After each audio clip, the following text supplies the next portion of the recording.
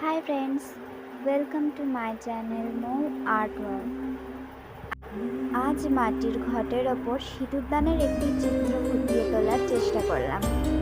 তো প্রথমেই আমি করে নিয়েছি ঘরটি লাল রং, তারপর এঁকে নিয়েছি একটি বউ, তারপর সেগুলি রং করা শুরু করলাম।